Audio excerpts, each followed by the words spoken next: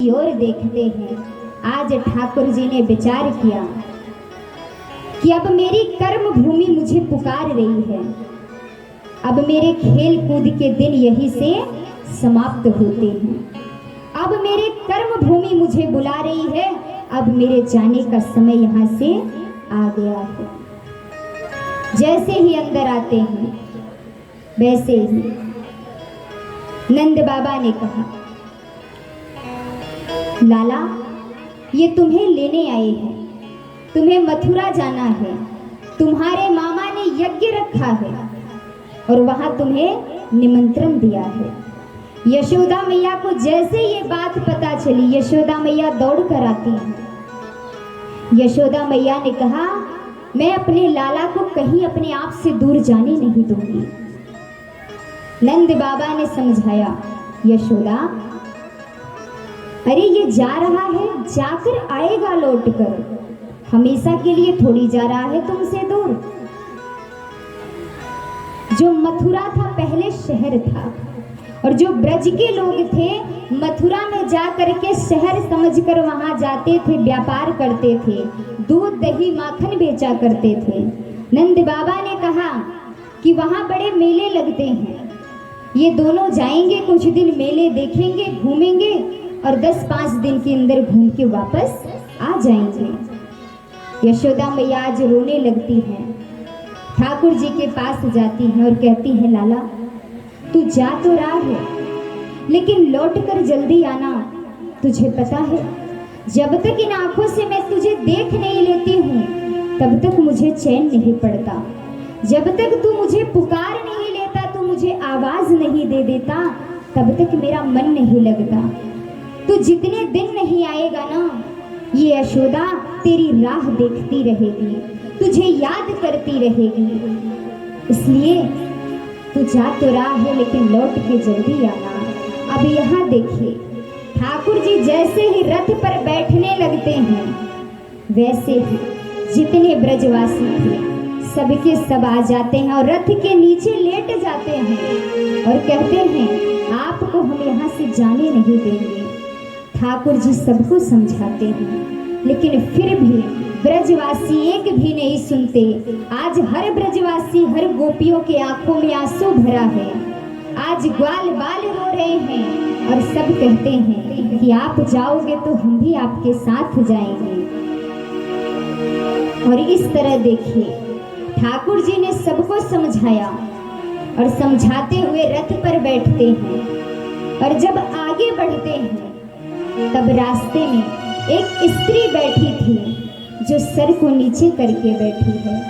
रथ से ठाकुर जी नीचे उतरते हैं और वो स्त्री कोई और नहीं थी, श्री राधा रानी थी। राधा रानी ने जैसे ही चेहरा उठाकर ठाकुर जी की ओर देखा, आंखों में आंसू भरा हुआ था। ठाकुर जी ने कहा, राधा तुम्हें तो पता है कि मैं यहाँ क्यों आया हूँ, मेरे आने का उद्देश्य क्या है, फिर भी तुम ऐसा कर रही हो, तुम मेरे मार्ग में आकर बैठ रही हो सब कुछ जानते हुए भी। राधा तुमसे तो कुछ भी नहीं छुपा है।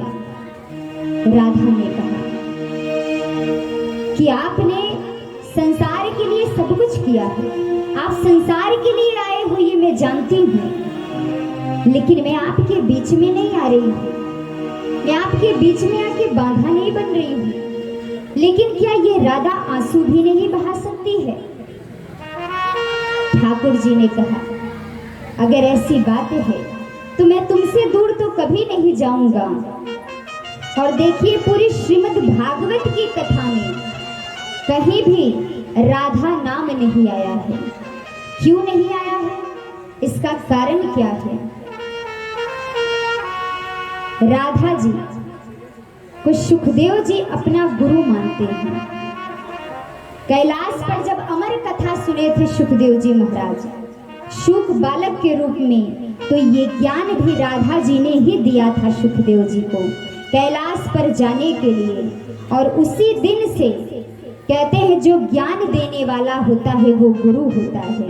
उसी दिन से सुखदेव जी महाराज ने राधा जी को अपना गुरु मान लिया और इसीलिए जहाँ भी शब्द आया है वहाँ बड़ी गोपी से संबोधित सुखदेव जी महाराज ने किया है राधा जी को।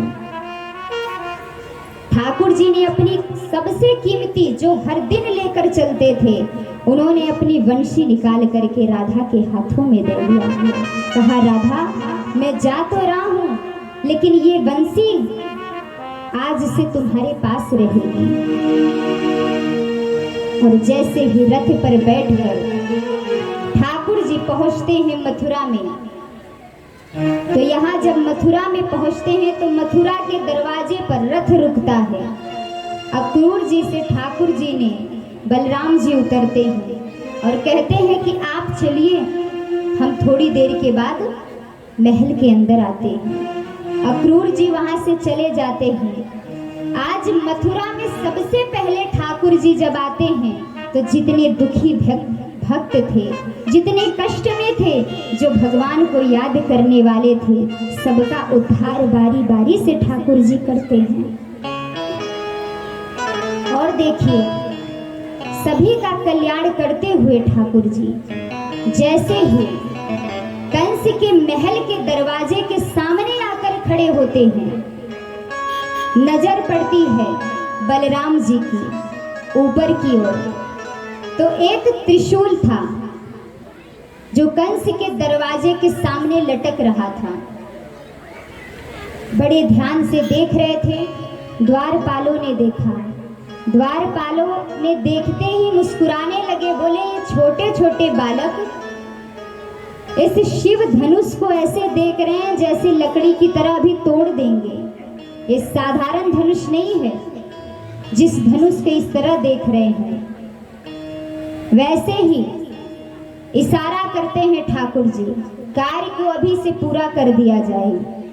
तुरंत ही उस धनुष को उतारते हैं और ठाकुर जी ने जैसे एक लकड़ी की टहनी होती है, ठीक उसी प्रकार से बड़े आसानी से उस धनुष को ठाकुर जी दो हिस्सों में तोड़ देते हैं। और जैसे ही शिव धनुष टूटता है, उसकी इतनी तेज गर्जना होती है कि कंस के महल तक जाती है। और जब कंस के महल तक गर्जना होती है, कंस आज समझ जाता है मेरा काल मेरे महल के भीतर आ चुका है। कंस ने उसी समय दैत्यों को भेजा युद्ध करने के लिए। एक एक दैत्य आते हैं। ठाकुर जी ने, बलराम जी ने उन सारे दैत्यों को मारा। जब सारे दैत्य की मृत्यु हो जाती है, तब अकेला कंस स्वयं दहाड़ता हुआ युद्ध करने के लिए ठाकुर जी के सामने आता है। और जैसे ठाकुर जी के सामने आता है, आज ठाकुर जी ने जैसे ही कंस पर प्रहार किया, कंस पृथ्वी पर जाकर गिरता है। कंस ने हाथ जोड़ करके कहा, मुझे क्षमा कर दीजिए, मुझे मत मारिए, मुझ पर दया करिए, मुझ पर रहम करिए। ठाकुर जी ने कहा, जो रहम और दया तुम आज मांग रहे हो, ये उस दिन कहा गई थी जब तुमने मेरे 6 भाइयों को इतनी क्रूरता तरीके से मारा था। तब तुम्हें कष्ट नहीं हुआ, तब तुम्हें दया नहीं आई थी।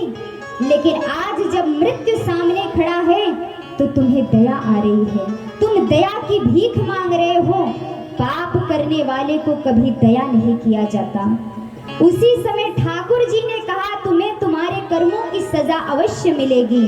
और ठाकुर जी ने कंस के छाती पर वज्र से प्रहार किया। और वज्र से प्रहार जैसे ही किया, वैसे ही कंस की वहीं पर मृत्यु हो जाती है। बोलिए कृष्ण भगवान की। यहाँ देखिए, कंस की मृत्यु तो हो गई,